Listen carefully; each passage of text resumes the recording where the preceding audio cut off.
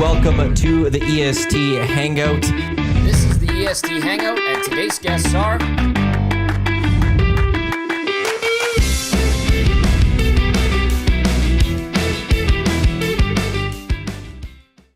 A very good Wednesday morning to you. Welcome to the EST Hangout, presented by Sentinel Storage, live right here on Edmonton Sports Talk, your clear choice for Edmonton sports, which is presented by Play Alberta. Thank you to everyone for tuning in across the Edmonton Sports Talk audio streams, edmontonsportstalk.com, tune in, iHeartRadio, Apple Music.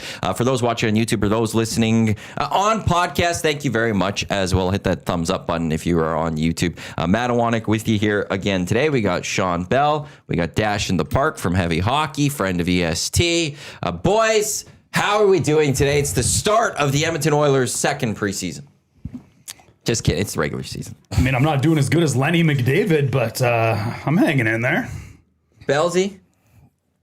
I'm doing fantastic. It's been a nice morning. Traffic was smooth. Traffic has been smooth the last couple days. It was really smooth. I wonder what's going on. Do you know? Well, do you have a theory? Of course we know. What?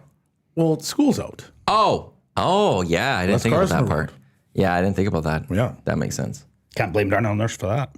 Oh, jeez. We started this way today? Well, I'm just, he gets blamed for the traffic on Stony Plain Road. It's all cleared up. I'm sure he should get the credit. I completely forgot that that's why the traffic the last 2 days actually has been I got here in like 20, 25 minutes. Because I made a stop before I actually walked in.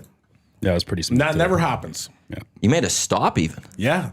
Wow. You're just in a good spot for today. Great mood right now. Good signs for the Edmonton Oilers tonight, I would say. I hope so.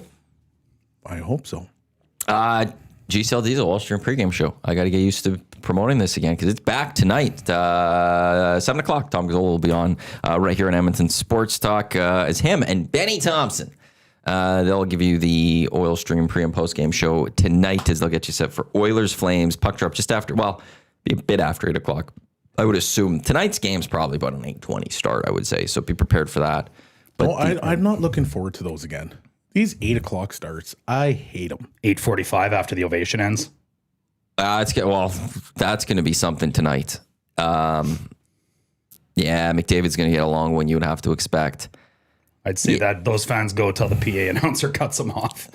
Well, I don't know if you could hear Al Stafford speak.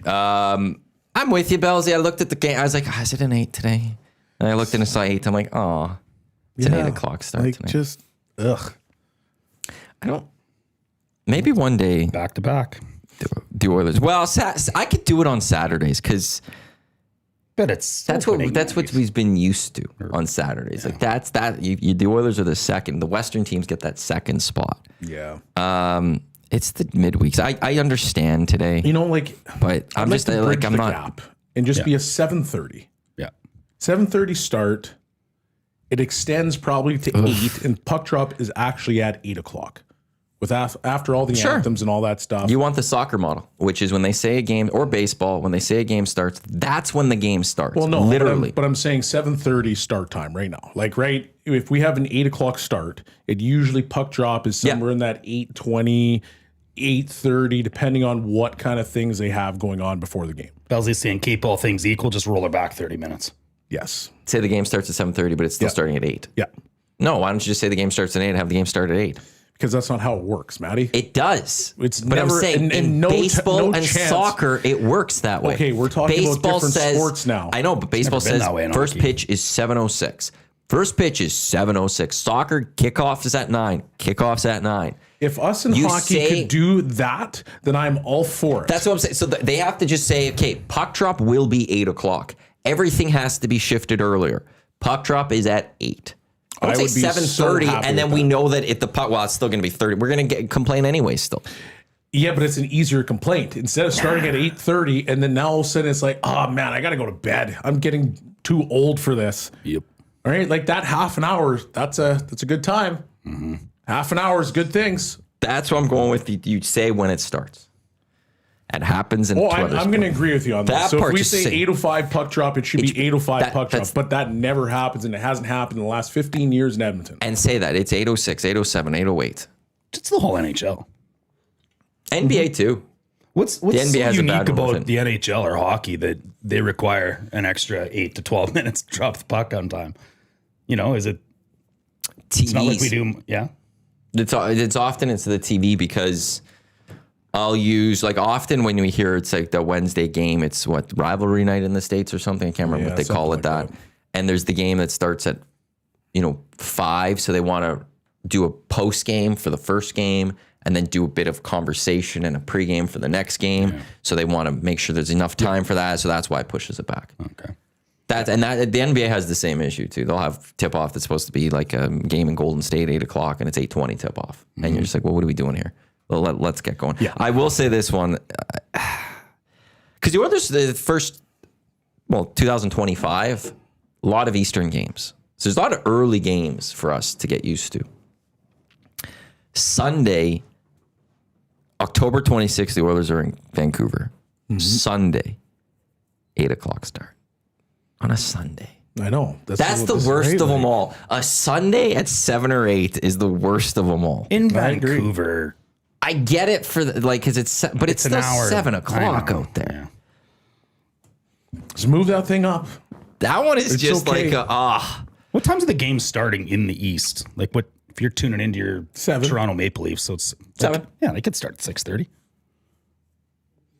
Well, no. You Their can't traffic. Traffic. You've got people coming home from work, all that kind of stuff. Yeah. So they want to make sure that people can legitimately be there for 7 o'clock. Now, their downtown's a little bit more bustling than ours. So there's that. But, a lot of people are getting out of work. They're going to different spots and it takes some time to obviously get there. So that's why they want to keep that one at 7. We watched the Oilers play in Long Island one time, and we went, and my wife's brother lives there. And I think Jeremy went to go rent the car at like noon, and we were an hour late for the game by the time we got out to Long Island from Manhattan or Brooklyn or wherever we were at the time. Like, it takes forever. Literally 8-hour drive. Yeah. And it's like Toronto, same thing. Because if you got the commuters coming in from Hamilton, right, you're still, the Hammer's an hour away. Mm-hmm. But if you factor in the traffic, good luck. So just cross them over. Well, I don't know. You just spill all of yourself, Matty? Well, it leaked on me. That's why I went with the mug. Maybe that was my plan for all being along. a Yankees fan. Well, I owed him that coffee. It was another one of the Dash Matty bets we had, and I lost this one. So I lost the first one. So I got the I gave him the trick lid. The 2000s Timmy's Cup, I think. Nice work. We're not going to get into baseball yet. You still need to let that soak in? No. You're pumped right now? No, I'm not. Well, you shouldn't be. They're still down in the series. The Jays cost themselves that game. We can talk about this later, Matty. Yeah, we will. Let's start with Ekholm. Okay. Because then, we'll talk McDavid obviously here a little bit too, and we'll talk Woolman. But we got Ekholm's the deal today, 3x4, so $12 million deal. After this year, he's going to take a pay cut. It's going to go from $6 million to $4 million. What do you guys make of that deal? That's a great deal. I mean, can you complain about having a top 4 defenseman locked up for another 3 years under another value contract? I mean, Dusty said it on the morning show, that $4 million in 3 years is going to look like peanuts. Yeah. But and I think it was Tango, there is some worry of the health of Ekholm. Who is Ekholm nowadays? Because was banged up quite a bit last year. Just also an older guy. Yeah. And will at some point, and maybe we've started seeing it, losing a step a bit. Mm-hmm. Are you ready to go for a 3-year deal with him or so? But I guess part of that is, okay, if you get into year 2 of that deal, so that's in 3 seasons, is $4 million for a third pairing defenseman a big deal? No. So that's where I think this deal makes so much sense, because right now you have a guy that's going to slot in your top 4. Where in that top 4, that's obviously remains to be seen. But if he's able to stay healthy for the next 2 years. 2 years, okay. Right? Just 2 years. So you got this year, next year. And he stays healthy. He's a massive piece of that puzzle. Cap goes up, obviously, next season. He's now in for $4 million, and you have a second pair D-man. That's unbelievable. But if he falls off after those 2 years, having a guy that is him as your third pairing guy with limited minutes is probably a really good thing, because I think he's the type of player that can manage his minutes. And if he's going out and you're going to get a really good Ekholm on the third pairing at 15 minutes, that's a win for the Oilers. Because I'm going to also assume that within that time frame, they may or may not go get another defenseman. Because if he falters in any way, so that would be the one thing. Okay, so you got 2 years to figure out if he falters. If he does, then he has a step back as the Oilers, because you now have way more cap space. Can you go out and get another defenseman to really solidify your decor? Well, I think that if we're looking at this window of, I'm going to go 3 years with McDavid's contract, like 2 years this year and the 2 years, I think at some point you have to expect or assume possibly that Ekholm's going to take a step back. Yeah. Yeah. Which means you need a top 4 defenseman again. Yeah. You have to, like, I don't think you can, like, you hope that maybe that's not the case. You're going to hope that Ekholm can stay producing as a top 4 defenseman, but you got to be ready for the fact that that might not be the case. How do you react? How do you move? How do you go get that defenseman there? So I think you'd have to expect that. Well, it also comes to, it gives you enough runway to see what you have in Regula and Emberson. And if one of those two guys can now step up and start to challenge for that top 4 spot, well, now it's a perfect segue, because if Ekholm decides that, okay, well, not decides, but his body just starts to fail on him, and he has to become a 15-minute defenseman or less, and Regula takes a step, or Emberson takes a step, well, now you have, but now you have a perfect transition, and it's not going to cost you a ton of money. Because within that time frame, like, I don't think there's going to be a point where all of a sudden Regula is going to be, knocking on the $7 million door. Right. But if he comes in at 2 or 3, because he's going to be a 5-6. Jackson LaCombe and Luke Hughes just went for. Well, I know, but those guys are playing like top 2 minutes, right? Yeah. But if Regula or Emberson are sitting there, they're playing top 6 minutes, or they're in and out with Stetcher as even the 7th. But at some point, you're seeing that progression where they can start to move. Well, like, that's a win for the Oilers. So you're trying to develop within, because then that keeps money, for other spots that they can go with. Right. But at the same time, you're hoping that happens. And if it doesn't happen and Ekholm stays healthy, well, then that's an even bigger win. Yep. So you're in a good spot, I think, if you're the Oilers, especially for that deal. Or you go out and find your next Wallman. That too. Right? I mean, it's out there. That's how we got Ekholm. That's how we got Wallman. 2 of our top 4 defensemen were acquired that way. I don't know how you guys feel about it, but with the cap going up and everybody signing these big time deals, like, is there going to be guys like that that are going to fall by the wayside anymore? What do you mean? Well, like, Wallman goes from Detroit to San Jose. San Jose is obviously in a rebuild. He has value. Yeah. So then that's why he's on the market. But if the cap's going to go up, guys like that lose their trade value, in which case do they not just want to hold on to those types guys of trades, keep them for 6-7 years, and say, okay, well, like, this is our rebuild window, so we want to keep guys like that for the next 6, 7, 8 years. And so do those guys like that shake free as much? Yeah, good point. I think we'd have to go back to what it was like. Gotta hit the cap floor. And we'd have to remember what was life like between 2015 and 2020. Because the NHL, as soon as the cap was introduced in 05-06, it never dipped. It's never dipped. It has only increased. And then we hit COVID and we got that flat. And that all of a sudden caused problems, because teams love to spend right to that cap. And then all of a sudden it was, oh boy, everyone's up against the cap. How do we move things around? How do we shift things around? This is like so players had to take less money in that sense. But then it was anyone that had cap space, you'd trade a contract to them to try to open up. Now everyone's getting cap space again, and it's just going to keep steadily going up, but it's also shooting up right now. Yep.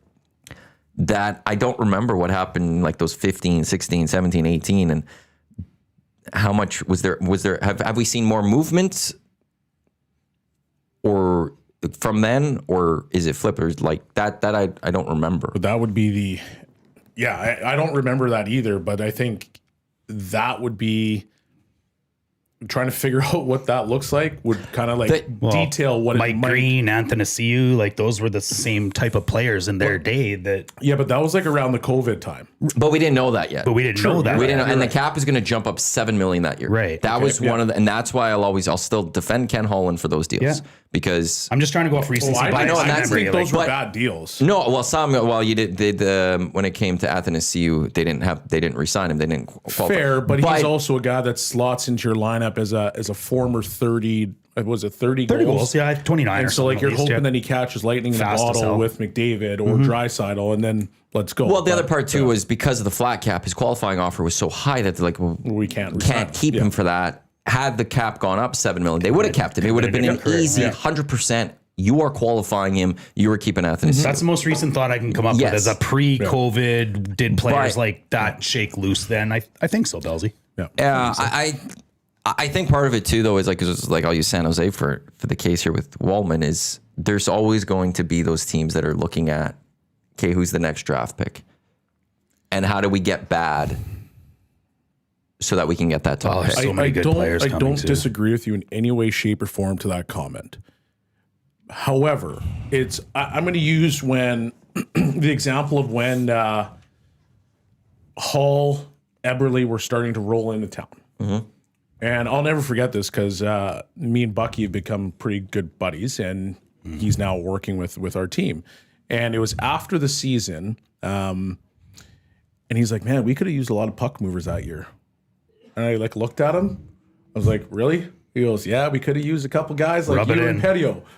And I'm like, "Okay, well." And who? And Petio, Richard Petio, because he was a forgot puck about him. mover at the time. And this is not a shot towards any of the other defensemen. Sure. Just a different. But you've got young speedsters, you got young skill guys that you want to be able to get the puck to so that they can flourish on offense. But if you have a bunch of guys that are just going to be like hammering this puck around the wall, rimming it, or smacking off the glass, well, you're actually stagnating their offense. That's right. So you got a Will Smith, you got a Celebrini, you're going to have other guys that are going to be joining that party. And what do you want to do? You want guys that can transport the puck. So for San Jose, I sit back and I go, well, like Wallman probably would have been a good thing to hold on to because he's a guy that can transport the puck. Right. He can get it to those guys. Now those guys can flourish on the offensive side. Sure, I agree with that, but their mindset is we need to get Need to bad. get bad, yes. Because we want to make sure we have a good shot at a Celebrini or Yeah. McKenna. Like McKenna is a different, like this is, you go Crosby type thing, you go McDavid. I think everyone's thinking McKenna is The next guy. like a top end. I don't want to go McDavid Crosby-esque yet, but better than Bedard, better than Celebrini. Like this is a special player that is coming into the National Hockey League. You want to be primed for that. want to tank for right now. So is it's one of those, Landon Dupont. okay, we got these great pieces, but that's okay. Yeah. We want to be bad. Yeah. And it's the short-sightedness of let's win this battle right now, but is it lose this battle, win the war is what you're trying to... Yeah. They're thinking about winning that battle, but ultimately you might be kind of hurting yourself in the long-term war. I think because they are, if you too, get a mechanic, great. You're in a great spot. The Oilers had Draisaitl and McDavid. It was great, but it took a while to get back and fill out the rest And of that what were team. they looking for the whole time? Guys like yeah. Wallman that could move the Yeah. puck. So it's almost... Not Nikita Nikitin or Mark Fain or Teddy Peckman. I'm going to give Theodore Pecky a little bit of flowers because he had more skill than he was allowed to showcase. Yeah. He was tough as nails. So did you. There was other stuff that was, whatever, but there was more skill there than people thought he had. It would have been nice because I think he would have been a perfectly fine guy moving forward with the team. Unfortunately, this other stuff happened that made him lose his job. But he would have been good. He was fiery. He could move. He could skate. Yeah. He could move the puck. He had some decent A offense. bit of big buff in him, like, A little bit, yeah. So that one was interesting, but they spent so much time trying to find puck moving guys to help Connor and Leon, Nugent Hopkins, and then now we're here, and it's the same point, that we've kind of gone back to, but yes, those teams are trying to get bad, but then they forget. Well, you need those defensemen to move the puck so that we can play fast and we can be offensive and we can, these young guys can flourish. But then you get rid of that guy, and then the cycle continues. It's just it's fascinating how it happens. But I know that you want to get a McKenna, you want to get a Celebrini, because it does help expedite where your team's going to be in 2-3 years. Yeah, I don't know who the second overall pick's going to be this upcoming year. Like, there's going to be a drop off though. It's going to be fascinating to see where McKenna goes. Like McKenna Bedard, It'd be cool. Celebrini Smith, Yeah, McKenna Schaefer. like there's a few really interesting. No, Schaefer got drafted this year. I'm just saying, But like, who could he go with? McKenna Bedard, Like, McKenna. who's going to be looking at that them? number one spot? Like if San Jose wins that draft, like San Jose will be too good for that. I think so. I think so. You know who I think? We did some It'll be rankings. I have Chicago as my last place team. they're playing. Doesn't necessarily mean that you're winning the number one though. That's true. No, that's 100% right. Like, could you imagine McKenna and Bedard together? Ooh. Oh, McKenna, Celebrini, and Smith. McKenna and I think the NHL would like that. yeah, of course they would. Yeah. I think they would like that. Or does the next phase of the Penguins, Mario, then I would like to see that rig too. the draft for Sid, then rig the draft for McKenna. That and then Crosby goes a couple years, Yeah. shows the ropes for McKenna. McKenna takes over the Pens and absolutely the see that resurgence of the happening. Pens Yeah. coming. Yeah. I don't absolutely actually. see I don't that. mind that storyline. I don't hate it. I like the Penguins. The Penguins need to be good. I'd rather he's in the East. They're just one of those teams that Penguins need to be good. Yeah. It feels right with hockey. Yeah. Yeah, Yeah. yeah. They're in a class with the Oilers to me. They're not original six, but they're almost hockey royalty. Yes. They're like, or just like It's they're the Gretzky Mario factor, right? yeah, and like Has to how be- yeah, I mean, the great players that have come through there, the amount of cups that they've won for teams that aren't original six teams. There's something about those two franchises that puts them almost in that elusive class of being an original six, where like you are icons of the league. Yep. Even though there's been like with the Oilers, there's been a lot of bad, but to me, there always will be considered one of those top franchises. And your hand came up. Yeah, so I'm just looking at the preliminary draft rankings, and it's Gavin McKenna and then Keaton Verhoff. Great. And Verhoff's a big D man, 6'5", right hand shot, who was in Victoria, then ended up going to North Dakota. So those will be your 1-2, because there is some people saying that Verhoff might challenge McKenna just based off of size and being a defenseman. Yeah, it's not going to happen. They said that about Hedman with Tavares. They said that about Yeah, we've always had that. yeah. Eichel was going to challenge McDavid at one point too. I have a question about the Wallman deal. Like, Steve Yzerman's basically throwing this guy away a little over a year ago for a second round pick. Something had to have happened there. Is there not a fear that maybe there's something like this is a one really good year that you saw from Wallman that to give him 7x7, or is this was a mistake by Steve Yzerman? What do you guys see out of like? Because I like it's funny. Why did Frederick gets an 8-year deal, and there's all this there was a lot of like the overall theme I got, I think, from a lot of Oiler fans was this is eight years to this guy. Like that's a long time for this guy. Wallman has just got here, and it's like 7 years is a long time for this guy, and $7 million's not chump change. That's a decent contract still. Is there not a worry that this contract's a little too soon for a Wallman? The amounts, the term and the money with that, or just what you saw, it's just like, no, this is just going to work for the Oilers. I think part of it is when he was in Detroit, he was asked and tasked to be a top 2 defenseman. And Wallman is not a top 2 defenseman. He's a good 3, he's a good 4. So he comes to the Oilers. And I'm just living the heat. It's like, what is going on? Okay, here? quickly. So for those listening on the audio stream, I poured more of my Tim Hortons coffee into my mug, and then I put the lid of my Tim Hortons mug on the coffee because there's very little left in it that I can't get in that cup. So I'm going to finish this, and I want to keep the heat there. And then you just shook your head at me. It's like, you know what? It clued in real quickly what was happening, and I was like, well, that's interesting. Want to just keep that heat in there a little bit. Anyway, I think he was being tasked with being a top 2 guy. And in Detroit, I don't think he was playing as well as he did when he came here. So as a third, fourth pairing D-man, or a third, fourth D-man rather, well, it's a perfect spot for him. Playing 18 minutes, 19 minutes, even sometimes getting to that 20 range, think that's really good for him. And we saw really good things out of him in the playoffs. So he's going to be a guy that puts up, 40, 50 points. He can get to the number one unit if Bouchard's faltering. He can be a steady 2 on the power play. So, like, it's a good fit for a guy that is now 3-4, that has the ability to occasionally jump, up with the power play. So, I don't mind it. Okay. I don't mind it at all. I didn't know much about Jake Wallman until he became an Edmonton Oiler. I'll gladly. I just remember him doing all the gritties. So, yeah. When he was scoring on shootouts. Yeah. And it's a fascinating, like, at the very least, like, to the Sharks' perspective, he might have been a guy that you'd want to keep, but pretty, piece of business for Mike Grier too, taking a second, flipping it into a conditional first that he got, and I think Carl Berglund, or who was it? Carl, I don't want to get it. Berglund, yeah.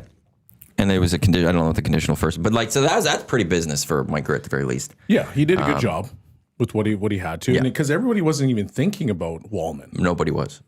And then I can't remember. I think Pags might have had it quickly, like right before it broke, but nobody really was thinking about Wallman at all. Wasn't Ferraro was one of the guys that they were looking at, or people were speculating. There was speculation about Savard. There was speculation about who was the other guy? Can't remember off the top of my head, but there was like 3 or 4 defensemen linked to Edmonton, and Wallman was not one of them. Well, it's like Ekholm. Yeah, that came out. When Ekholm came here, no one was expecting him. Yeah. I remember Bob Stauffer went on TV like the Saturday prior or whatever, ripping Ken Holland for not making the move. I remember that. And I remember there's a lot of people upset, that, like, thinking that the deadline was over and like the Oilers haven't done anything basically. And then Ken Holland out of nowhere, boom, brings in Ekholm, and it was, this is a pretty good deadline, and everyone changed their tune on what Ken Holland was doing there. But it was one of those, no one was talking about Mattias Ekholm. I don't think he was on really any trade boards or anything. And all of a sudden the Oilers bring in Mattias Ekholm. Now you may bring in a Jake Wallman. What a win of a trade, though, that was. Both of them. For Barry. Like, Barry was out of the league, 2 years later? 3 years later, I guess? At least 3. 3. Because he went from... let's be honest, he was... He's maybe out of the league. He was in Nashville for 2 years? Yeah, I'm trying to think. I think he did. Was it just one more year? He might have been only just. It might have been 2 years. Trade and then one more. Yeah, and then Calgary. Calgary was last year. Yep. I mean, I love Vibe Daddy, but his career was done the second he left the Oilers power play. I'm sorry. I mean, he was he's a good defenseman, and he deserved what he got in Nashville, and I think he did probably well there for what they had. And the worst thing to one degree that happened to him was that he went to Toronto because, to Wallman with Detroit trying to make him top, Mike Babcock wanted to make him defenseman. Yeah. And it's not who he was. Yeah. So he looked like trash with it's the Maple almost Leafs. Something like, hey, players get to the NHL based on how they have played from, let's say, 7 to whatever it is. And then for you to say, hey, Tyson, you're a 60 to 70 point defenseman. You know what's going to be a great idea? We're going to turn you into an offensive defenseman just for shits and giggles. Like, come on, guys. he Square peg, round hole, not going to work. He's never been a good defensive defenseman. He was He's okay in the playoffs. He's been adequate. I thought Barry always turned it up in the playoffs and was okay defensively and held his own. But he's so far back here But, yeah. that if you get better, you get to adequate. Sure. So he became adequate on defense, but he was really good offensively. Right. That's fair. That's fair. Unfortunately for him, here in Edmonton, they just had Evan Bouchard, who was a better offensive defenseman than him. Yeah. So there was no room for Barry. But you go to... Some said he wouldn't be able to replace Tyson Barrie's production. Yeah, that's true too. Which is outrageous given the fact that his draft pedigree was so high. But I mean, another conversation for another day, Matty.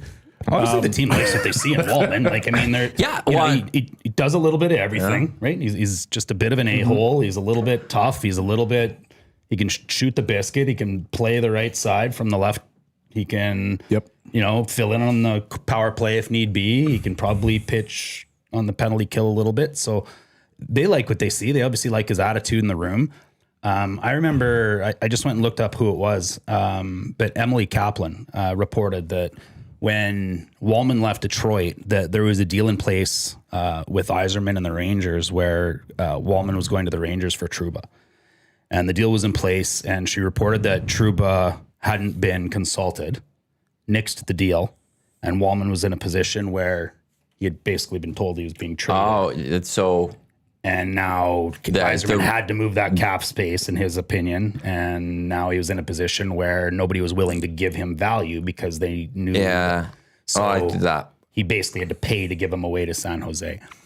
That makes sense. Right now, you bring him make into sense. Edmonton, you surround him with players that he can fulfill his potential, and I think they see that potential.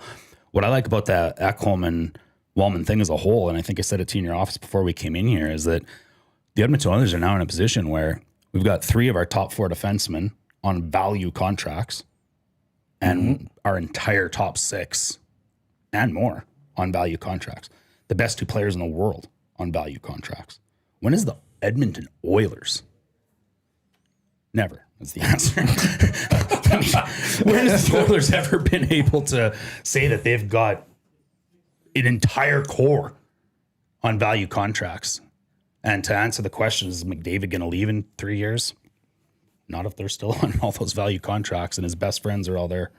Yeah, there's a couple of points that Rashog made today on the mandate on the Nielsen show. Wonderful show. You can catch it on Edmonton Sports Talk or on Cruise FM 95.7. One is like when it comes to like the Wallman deals and stuff, is that the Oilers and like this is with Ekholm too. So I got to throw Ken Holland in here, Jeff Jackson, and Stan Bowman. Is that, you know, I remember growing up and stuff, trade deadlines, you go bring in the rental at the deadline when you're in a window. Yeah. But that player might be gone after a year. They're bringing in guys that they're continually keeping though. So Wallman is a deadline deal last year. They got him for this year, but then they've signed him for 7 more after that. You bring in Trent Frederick. Didn't exactly go well last year, but they like what the guy that they wanted. He's sticking around for 8 more years or whatever it is. Ekholm was still here. Now he's even sticking around. They're going out and they're using that draft capital at the deadline to fill needs, but keeping those guys around so those needs are kind of locked up for a few more years. Yeah. Which is that's a big deal. That's a really nice one where then, okay, you hope that, okay, when the cap's going to shoot up, you have all these contracts, value contracts even. You're not looking at then a lot of, okay, well, who do we need to sign? Okay, well, cap's going up 15 mil, but man, we have to sign 5 guys. You're going to get to a point, well, we only have to sign 1 or 2 guys and we're getting all this cap. So what's that need that we need to go fill this time? Let's go do that. And maybe you get more value contracts because somebody's like, look what they're building in Edmonton. Like, you're getting that in Florida. Florida's got the state tax. There's part of that. But the other reason guys are going to also stick around is because they're building a thing that looks like a monster and a juggernaut. This reminds me of, okay, so Connor... That's Edmonton too, I think right now. So it's widely spread, and they've talked, right? Connor and Stan Bowman had these conversations, right? I want to make sure that this isn't going to be a one and done. I want to make sure that, we're going to be able to win and stay winning. What was the last franchise that you guys remember that had, I'll make it really easy, wording it this way, the most consistent and longest playoff run in recent history? Recent history? Well, like since the expansion. Well, The Red Wings had the longest Yeah, ones. they were the longest. Why? Because Well, the cap was set at $6 million for their players, basically, right? Nobody took more than Lidstrom at 6. Nobody took more than that passed down to Zetterberg. That passed down to Datsuk. And as the cap kept growing, these star players all fell in line, if you will. But that was also early cap days because the cap came in 05, 06. I get it. They last cup they won. But they stayed in the playoffs for 20 years because they were finding gems in the late round, Also right? helpful. So Zetterberg was a late round pick, Datsuk was a late round pick, Franson was a late Also round very pick. helpful, yeah. So they had guys. Their scouting staff in Europe was spot on. Sure. And so they were able to get those superstars. So like if you would have had bad drafts, that was over in a hurry. Yes, agreed. But you had your core was based off of what they did drafting. There's more factors. You're right. Yeah, there were I will factors take to away it. the cap out of this. My point and is say more with like the guys stayed around. Yeah. At the very least. Like now for part of that they could spend more than most teams, so it was easier to keep some of them around. Right. But they kept the guys around. Yeah. And how many guys have left the Oilers? Really? Well, and all of Connor's Over the best last couple buddies are years. locked up for the short to long term. Like, I mean, Like when the Oilers have had free agents now, they don't have free agents for the most part. Yep. They lock their guys up right now. And that's why they've gone to the Cup final 2 years in a row. Why have the Panthers been to the Cup final 3 years in a 1 and 2? They lock their guys up and they keep those guys around. They reward their guys for being there, and there's some loyalty there, and they pay their guys, which is a big thing. And, you know, for a lot of NHL teams, you know, when you get into situations where it's like, okay, you've provided service for 5 years, but the team's like, well, you know what? I don't think you're a $6 million guy. I think you're a 5.2. Like, that's a bit of a slap in the face. Well, because you've been and I provided so much for you for the last 5 years that what does it matter? It's $800,000. So teams that actually go out and say, hey, we want to take care of our own, you'll see more loyalty start to come through because guys are getting paid and they're getting taken care of. And that's a big deal. Like, who's the first Oiler to take a value contract? Who was the first Oiler? Yeah, in this group. Nuge. Yeah. Oh. It's wild. Yep. Like, that's where there's like Draisaitl's first contract, that big one, wasn't a value contract. Yeah, not really. It turned out to be a value contract, but when he got signed, there was a lot of people upset that it was an overpay for what he was at the time. Nuge was one where when he signed, I think everyone went, oh, that's less than they thought. Well, his original one where he was, what, $6 million? Yeah. That wasn't a value contract. No. I'm talking about the one the where... second one he signed, when he came back, well, third one he signed, came back, was a value because he signed for less. Could have went, people thought he was going to go to Seattle, get $6-7 million. Yeah. Was here for, what is it, five? Is it 5? Dead on 5? Yeah. Yeah. Yep. Like, that's where the value contract started, and he's a very big part of the core. And because like McDavid left $1 million his first contract or whatever, that's not full value contract. He left some money on it. That's not a value contract. Well, to what McDavid is worth to the Edmonton Oilers, he's worth a lot more. Yeah, But in terms of the cap and where it was, like, that wasn't a value contract. It's McDavid was the start of that value contract, big time. I do understand what you're saying though, Dash, because like if you look at Tampa. Nobody was over 9.5 until I don't even know if Kucherov's over 9.5 yet. I don't think so. Vasilevsky might be 10 right now, but there was nobody at the time over 9.5. And so they had the ability to keep their roster intact, but more guys started to get more money, and that's why you start to see guys leave. And you know that was Yzerman running that team, and their team kind of went in Detroit.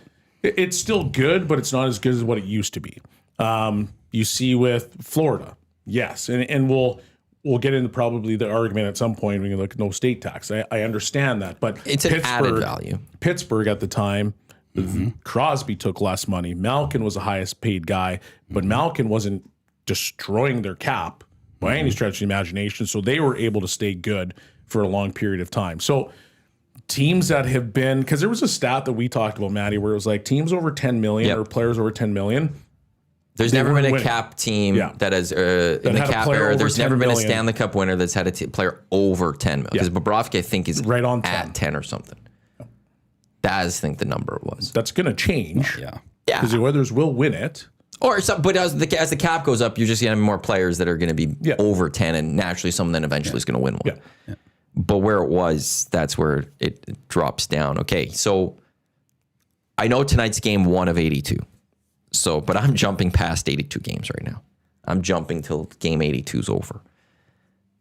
We all know how much you hate the regular season, Matty. This is preseason 2 for this Oilers team. Let's be real here. Your DeLorean. It doesn't matter. It doesn't transport ourselves. There's going to be a period of time where the Oilers are going to lose 4 or 5, and the panic in the city is going to be all over. And it's like, don't worry, they're still going to be in the playoffs, and they're fine. And we saw it last year. They know how to turn that switch. But what are the biggest needs for this team? Like looking at this roster and saying Hyman's back by then healthy. Okay, I'm just going to go there. What is the biggest needs for the Edmonton Oilers then right now for this season? Goaltender and a left winger. Those are the big ones. Goaltending improvement and somebody that can score in the top 6 on the left. Yeah. If you can get another guy that can legitimately top 6 left. Yes. If you can legitimately put the puck in the net, that would be a need. Is that defined as is? Healthy. Again, I'm going back to healthy. Because that changes everything. That changes. If one guy goes down with an injury, you need to go do something. For preseason too, or for the postseason? Both, getting ready for the postseason. I think so. I think it's fine if they're healthy. Because it's the same decor that took you to the Stanley Cup. Yeah. It's deeper now. Now, do you And that flip side, though, is that goaltending is different. If goaltending is better, like it's that chicken egg thing, is that if you bring in a better goaltender, does that just bump up your defense too, in a sense? Of course it does. Well, the reality is, if we really Or if Skinner's playing better, I got to throw that one to else. nitpick though. Goalies are systematic. If you had a 6 right shot defenseman that could play some hard minutes, and I just saw Jordan Schmaltz, I think, talk about Trouba. Like, yeah, that would be actually a perfect fit. Try to get them to retain a little bit of money. Trouba slides into your third pair. Him and Kulak. You got a guy that's trying to take elbows or take chins off heads, right? So there's a little bit of a fear factor there on your dot line. You've got Nurse and Wallman who are going to move pucks. Nurse, if he's playing the right way and that we know Nurse should, there's a little bit of intimidation. Then you have Ekholm and Bouchard. That would be ideal. But you don't have that right now. Obviously, when you get to, it's speculation, but can Emerson or Regula or Stetcher give you really good minutes in that 6 spot? If that's the case, and you don't need to go trade for a guy, then all good. But up front, the question mark is Ike Howard going to be good enough to give you 50 points? Is Savoy going to be good enough to give you 50 points? And just throwing a number out there. But can you also go out and find a legitimate player, left winger? Doesn't even have to be a left winger. It could be a right winger for all I care. But a legitimate top 6 guy that could either play with McDavid or Draisaitl to split them up so that now you have scoring on both of those lines. And not Draisaitl having to play with Podkolzin and Kapanen. Like, Draisaitl's playing with X. Ricard Raquel. Who was Pags hinting at on Saturday on Hello Hockey right here on Edmonton Sports Talk. I don't think Shawn Belle, Tom I don't Gazzola. think he mentioned. He didn't have a Ricard name. Raquel. Well, he just, But my point would be like a guy dropped like that juicy hint that, maybe McDavid was recruiting a little and, saving some salary for somebody. I don't know who he was hinting at, but maybe it's somebody or just it's an idea that he was hinting at. But yeah, but like a guy like that. Okay, so he comes in at just under $7 million? Mm-hmm. Cannot be a player that could go there, and then all of a sudden now you have, Hyman and McDavid and Frederick or whoever's on that line, and then Draisaitl has somebody legitimate to play with as well. That makes them so much harder of a team to face. Nuge being a centerman, that would be tough. oh man, And that's where I go with the regular season. For me is partly just okay. Where do the needs shift for the Edmonton Oilers to we're be not ready going for to know the until playoffs? the trade deadline comes, really. And I'll be fascinated when trades happen though this year because That double retention. I think trades will happen earlier. double retention. You can't. There's no double retention on salary anymore. There's none of that. There's also playoff cap has to be noted. But I'm looking at that Olympic break, and I'm That's going. the time where people are going to make some trades. Do you want to get a player in for that break so that if they aren't a member of going to the Olympics, get them time to accustomed practice, here, get them with the team. Yeah. Get that. Is that a window? Are we going to see a few more moves happen maybe in January this year to try to get some people in so that they're settled in prior to that Olympic break, or are we waiting for after? Like, I add in also this just the Gavin McKenna year. That's my finger wag. Was there's further to that? Is there's going to be more defined sellers and buyers? Yeah, ready to go. Are the Sharks in like a January? The Black going to be like, okay, let's go. Blackhawks are already selling. But we're in this now guy's that McDavid signed, 100% they're selling because now you would have opened up some room. I saw a report. It was like Detroit, not Detroit. It was Toronto. It was Chicago. New York, and one other team that were all going to stand pat or even try to sell just in case McDavid didn't sign. Now that's out the window for those teams. LA? I can't remember who it was. I don't think it was LA. No, LA's more for Matthews. That was always the rumor was Matthews. Yeah, Matthews is the rumor there, but it was And Draisaitl. They were also Draisaitl's a big one for them. with the wife. Yeah. Dallas might have been the other time. I can't remember the fourth team, but there was those. I think Dallas was one that was supposed to be. Until they got ran. And It was like Dreger reported, when he was saying, when he was speculating of who would possibly if Connor was to leave Edmonton, where to go, it was Dallas. It was one of those. it was Dallas, New York, Toronto, and Chicago were the four teams. That's right. But yeah, so Chicago, it's okay. we see these other, we're doing bad. This player's playing well right now. Let's get rid of him. Like, let's go. Let's move him out. Let's bring in a piece. We need to get bad still type thing. And so mix all of that together. And I'm just fascinated when trades will happen this year. And if there's going to be those GMs that are out there go, let's jump early and get this player early, you know, and that kind of sets the price for the rest of the trade season. But to me, there's just a lot of different interesting pieces that are coming into this season. You know, the Panthers just, they're brought down to earth with their injuries. Well, and does that open up trades in the Eastern Conference? Is there teams now that sit back and say, hey, the Panthers aren't the same team they had because their two big boys are out of the lineup. Let's go make a move. Did they officially rule Barkov out yet? He was. But they're out for an extended period of time. Yeah, so you I still thought have this it was window. 7 to 9 months for Barkov. I thought that's what I saw. And when you do 7, it's April.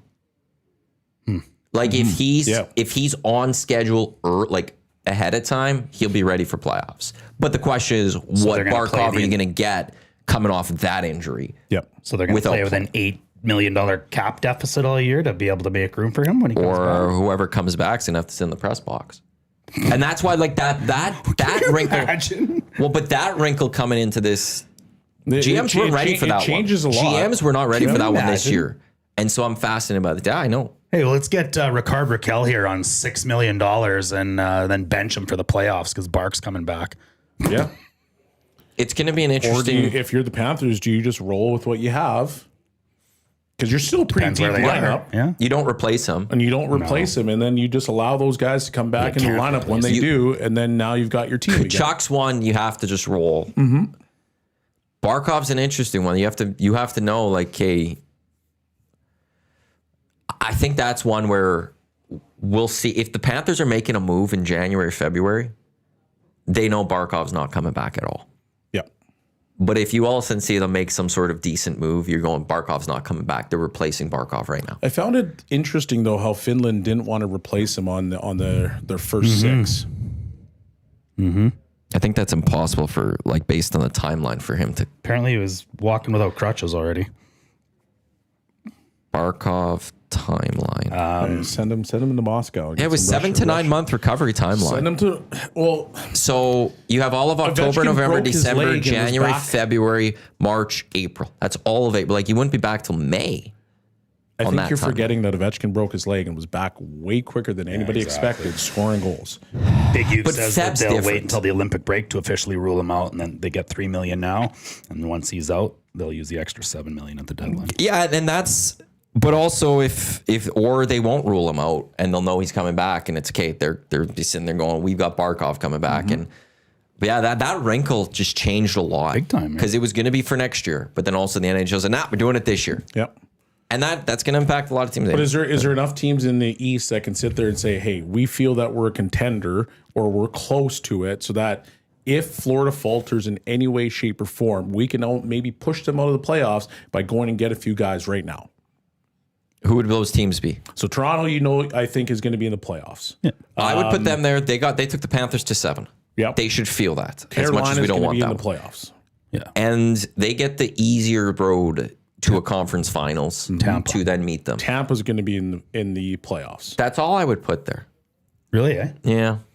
I'm not sold on many other teams. Would you put Washington back there? No. New Jersey? New Jersey? No. I would. I'd put New Jersey. New Jersey's New one. Jersey would Anytime be- you bet on New Jersey, they falter. I've been burned enough by New Jersey. When it comes to Columbus- Washington, I feel like it was like no one was expecting last year. bank on I the wonder if Washington's due have a for regression? a regression. Oh, they're you due for know, regression for sure, but not all the way out of the playoffs. I don't think there's. but you drop down your bottom team. Maybe like I'm not expecting a lot from Were they the Washington. best team in the league? No, close. Yeah. They were close. No, they were. I could They see were that. the best team. Hey, look, Colorado. President's Cup to out of the playoffs. Colorado happened to Colorado. Fair. You know, it happens. And like, how much was it? Almost The happened to Florida, chase actually. of Ovi with Gretzky type thing. You know, like that. Okay, That so eventually then- runs out fully. You know, it's So we found 4 teams right now. which one did you go? So we picked Tampa. We have Toronto. We had Carolina. And we had New Jersey. Or did I Okay. say New Jersey? Right? You guys could have put New Jersey in there. I'm against New Jersey. They're And gonna against make the Washington. playoffs. Oh yeah. Oh, just we're talking playoffs here? We're just talking about playoffs, saying, okay, in the East, if you feel like Florida has a bit of a regression and you're one of those bubble teams to say, hey, we can maybe make a move now to put us over the top to get to the playoffs and maybe forces them out. It was very hypothetical right now. Okay, so But who would those teams be? Because Toronto, Montreal's Tampa, on the Florida. cusp. Ottawa's on the cusp. Ottawa's on the cusp for sure. okay, Washington, Carolina, New Jersey. So that there's to me those are the 6 division spots. Who are your wild cards? Could be Montreal, could be Detroit, it could be Ottawa. I don't think Philly's going to take that. I don't think they're that's going to funny. make that big of a jump. Rangers? Are they? The Rangers would be close. And ESPN has the Rangers Washington will come listed back. twice for some reason. I think the Buffalo and Rangers will get Boston are better going to this be year. hot garbage. Come on. All right, and Buffalo. Island- At some point they're going to turn. Will they? I'm not going to bet on it. Will they really? I'm not going to bet on it, but at some Will point they're they? going to I turn. don't The know. only time they've been good is when they've had the Dominator in net, Nolan as a coach, and they had a bunch of water bugs flying around the ice, out skating everybody. Since then, they've been putrid. And I don't see it turning. Of all those teams you said and all those playoff teams, Since Matthew Barnaby. Yeah. the only teams I could see being Florida, even without those guys, is still Toronto. It's still Tampa. And it's Carolina. maybe. I'll just put Carolina in there, even though they can't win a conference Postseason final. Carolina's hard, yeah. I didn't even want to They're the put them Stanley there, Cup but, favorite right now. but it's maybe their. I know, but that's because I think it's their path. It's just easier. Well, I mean, our division isn't exactly strong. You don't think Vegas? Yeah. Then what? Oh, you got the Kings? Kings with Corey Perry. Vancouver's going to be a bit of a jump. We'll see. I think Calgary's going to be a bit of a jump. Calgary almost made the playoffs last year. We'll see how they bounce back. Fluked out almost making the playoffs. I think they're going to be peskier than people think they are. It's also like Pesky, does that mean win? Like, you can be as problem- pesky as you want, I Belsey, if think you they're don't going win to any be games. close to the playoffs again. Really? And I think they might squeak in. the problem for the Pacific though is okay, who's good in the Central? Colorado's a playoff team. Dallas is a playoff team. Winnipeg's a playoff team. Minnesota's a playoff team. St. Louis. One of those teams, St. Louis, one of those has to come to the Pacific, possibly. You know, depending on if you throw St. Louis, like you have to throw St. Louis in there. Yeah. If there's those 5, one is coming to the Pacific, and the Well, Oilers would have to play that Pacific team. here's possibly what- to get there. here's That's how I that's where it think- makes the Pacific a little more difficult from the Eastern Conference, I would say. Here's how I think it'll happen. If Calgary were to ever get in, it would be a scenario where the 5 teams, and actually you could probably add Utah to that. The 6 think? teams are just beating the crap out of each other all year, and if they play 6 games, they're all splitting 3-3. They're not getting as many points, and so then Calgary walks in. They're just humming along. They're right there the whole time. It comes down to the last 2 or 3 games, and then that one team loses that game because they have to play against the Oilers of Vegas, and Calgary gets a layup. Didn't they lose in the tiebreaker last year? That's my point. So, I'm not going to sit here and tell you that they're going to be the best team in the world. I'm not telling you that they're going to You said flat pesky. out make it. They're going to be pesky. They have a team that is going to make you earn it every single night, and those teams are the ones that stick around all year long. Hence why St. Louis stuck around all year and then made such a good run, because they turned into that team. They turned into a pesky bunch where it was like they're hard out every single night. And if you're not ready, Those teams are a B in the first round of the playoffs too, right? Here's the second power play unit for the Flames coming into tonight. Just pesky power play unit. Klapka, Sharangovich, Gridden, Zari, and Rasmus Anderson. That's a power play. Sharangovich had 30. I'm just saying.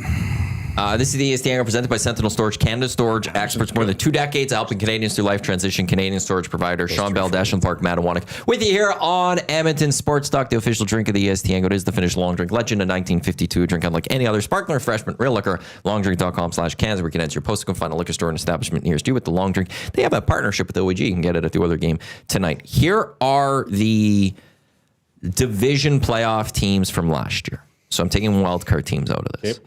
It's Toronto, Tampa, Florida. It's Washington, Carolina, New Jersey. It's Winnipeg, Dallas, Colorado, Vegas, LA, Edmonton. I'm going to go because I think there's an easy one answer for this. So I'm going to say 2. New Jersey did it without Jack Hughes last year. What 2 teams are most likely to fall off? LA. That's why I'm adding a second team. I think it's easy for everyone to just go with LA is the one team that is likely to see that drop off. Is there another team of those that I've listed that you sit there and go, that team maybe could look at, like, because you have those moments where the team just doesn't play. Can you like give them to me again? Washington. Please. So the East is Toronto, Tampa, Florida, Washington, Carolina, New Jersey. You got in the West, Winnipeg, Dallas, Colorado, Vegas, LA, Edmonton. Those are the division playoff teams. Which one is most likely to possibly fall off outside of LA? Or is there one? I don't think I don't think there is one. If I had to pick one, it's probably Washington, maybe Winnipeg. Okay, so if LA falls off, who's the team that jumps up? Calgary, Vancouver, or Anaheim, or Seattle, Vancouver, or San Jose. Is that the I would have either Van or Calgary. And I want to be very clear. I hope it's one of those two teams. Okay, so then the wild card teams is Ottawa, Montreal, Minnesota, St. Louis. If the LA is the only one dropping out, and let's say one of Vancouver, Calgary jump into the Pacific, of those 4 wild card teams, Montreal. how many return? Oh, Minnesota, St. Louis, Ottawa, Montreal. 3 or 4. yeah, I agree. Montreal's the one, or Ottawa's the one that's out? St. Louis. They're St. out. Louis is out. St. Louis could be out. And who comes in? They have to catch lightning in a bottle. Like, Yeah. I don't know. That Central Division is so strong. The team Yes, that could or come Utah. in is Utah. Yeah, Utah's got all the pieces, man. They put it. That's like Buffalo. I guess. I think part of the one thing that hurts Utah though is that they're in a division with Winnipeg, Dallas, Colorado, and 100% Minnesota, it is. and they're going to beat them down, and Yep. they're going to lose games and lose points, and they're going to stay out But I of the think playoffs. they're better than we think they are. But it's not going to be good enough to make the playoffs then because they have to play in the Central. Yeah. But But if there's going to be a battle, right? So we just had that with Calgary. So there could be a battle between Utah, St. Louis, Calgary, Vancouver. There should be. There's going to be some games where they cross over. Can you capitalize on those particular games? Because those are the games that turn into 4-point games. That's right. Yep. Well, we know Calgary will capitalize on the Bettman point. I love it. And I want one of those two teams to make it. Yeah, It's just so good for much hockey. better. Like when Calgary versus plays Edmonton in the playoffs, it's unreal. As long as we when win. Edmonton plays Vancouver in the playoffs, It's it's true. unreal. Yeah, Like it's It's just way so much better. It's just the fearing the aftermath of the negative. Yeah, but even the aftermath, I want to see it because hockey's so much more electric. Yeah. This place, if we were to play Calgary in the first round, this place is going absolutely bananas. Yeah. It does anyway. well, for that knowing- to happen, the Oilers. Oh, I guess no. Yeah, never mind. I was gonna But say. knowing that you potentially could go play the Flames in the first round, like there's just way more electricity amongst Yeah. the entire province. Yep. I love it. Are you going to say the Oilers got to win the Western Conference for that to happen? I was about to say they have to win the Pacific, but then they don't because if LA's out, they just have to finish second or third, and That's right. because the Oilers aren't winning the Pacific, No. they don't win divisions. Never have, never will. Yeah, It's never have, never will. Not going to bet on them winning the Force division. DNA. It just isn't. Well, it's not in any of them because they haven't won it since 30 some years. 88. Something like that. Was it Yeah. something like that? It was the last time they won a division. 87 or 88. It's just like there usually is some sort of turnover in the playoffs, and it'll be fascinating to see that. That's the exciting thing of the story of the years. Like there's going to be the couple of surprise teams, one good, one bad type thing that we're all going to sit there and go, whoa, like who would expected this? And the one thing if there's a hope for me with this NHL season is we had a couple of really good playoff races come down to the end, both in the Western and the Eastern Conference, right to game like 81s and stuff. 87. I hope we have that again. 87 it was? Like, I'm just looking at last year. Montreal, 91 points for the wild card. Columbus, 89, so 2 points back. Detroit was 86. They were right in the thick of that race. And in the West, 96, St. Louis, Calgary. You know, like, I just want some really nice battles right to the end. It just makes those last few games a little better as opposed to, can we just start the playoffs already? It's already going to feel like a really long season because of the break. The Olympic break just is going to make it feel a little bit longer. Yeah. It all gets going tonight. For those that missed it, Mattias Ekholm signing with the Edmonton Oilers today, an extension, 3 years, $12 million. AAV is $4 million. Jake Wallman from earlier this week, 7x7. McDavid, 2x12.5. And the Oilers, they get set to take on the Calgary Flames tonight down at Rogers Place. GCLT's Ulster and pregame show. Tom Gazzola, Benny Thompson. They'll get you set for the action right here on EST at 7 o'clock across the Edmonton Sports Talk audio streams as well as on YouTube. Oilers get onto the ice. I have to get used to this again. Not 10:30. So we will have lines later in the Hangout. Excellent. Just trying to see it. I'm just trying to see if there's there's nothing. How many Oilers make the Olympics? That's a great question. That is a good question. Which overall Olympics? Mm-hmm. So there's the I think 3 easy ones right off the bat. Connor, Leon. And Mattias Ekholm. Yeah, You think Ekholm? Like I think he's still there. Oh yeah, Yeah. 100%. Hyman? No. I doubt it. Not it with the- The injury, injured. it's Yeah. going to be hard for him to play his way into the team possibly. I think. Bouchard? Does Bouchard have a chance? Well, the question is how many changes is Canada going to make from a foreign nations? I don't think there's going to be a lot. I don't think there's going to be a lot. I think Wilson might jump into that lineup, but outside of that, I don't see a lot. Like in the end, Tom Wilson. Pietrangelo wasn't there anyways. Yeah. So even though he was named, I don't know. Does Drew Doughty make it there? I think he does. Yep. I think you He want got a lot of game. Yeah, you got a lot of think game, through and Olympics isn't four nations. I think you want some He was our Olympic best player in the experience. last Olympics. I think it's only him and Crosby that have Olympic experience. Yeah. Of what would have projected lineup because I don't think Brad Marchand was there in 14. Nope. Yeah, he might have been. was. I think he was. Yeah, he might have been. Was he? Yeah. Yeah, Because like you don't have a lot of Olympic because it's been now so long since we've had them. assumption. but he's not making it this year. So No, but that's like wow. You don't think? Bah. Because he was at Four Nations. He's still so good. And in a role just like provides like a third line role, he just Penalty kill. Yeah, he's good. It's one of those like again, it's just that veteran leadership that you He's kind of such a little have. rat, but he's so good. He wasn't there. He wasn't there in it's- 14. No. Skinner's got his goal to make the team. But I don't I think, think that ship sailed. The fact that we went through an orientation camp and they didn't bring any goalie. They brought the three. They brought the three guys that they had at the Four Nations. I think one goalie's going to have to either completely drop off or get hurt for them to think of someone else. I agree. I think they're and we all know who the starter is. Yeah. There should be no argument of who your starter is. not Binnington Binnington, gets it. then, He deserves it. We saw what he did, especially in that gold medal game or that final game of the Four Nations. He was unbelievable. I think Montembeau will take another step forward again this year too. Won't be as And much he's of your an third. outlier, if you will. Right? And he's just your third. Like Does Bedard make it?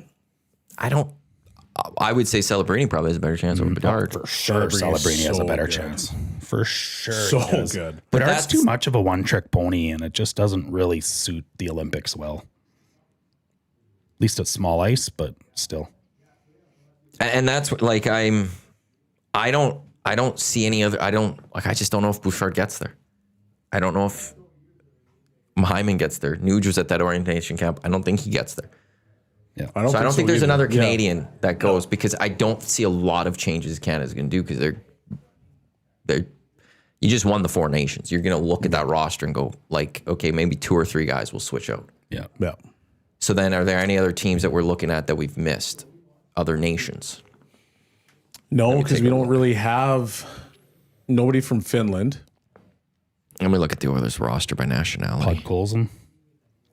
Thomas. I don't know what's happening. Russia's not there. That's No, right. Tomasek wouldn't don't- be on the cusp of Sweden either, so that's not there. Finnish guys, Russia's not there. Don't have any Czech guys. No, I don't think there's anybody else.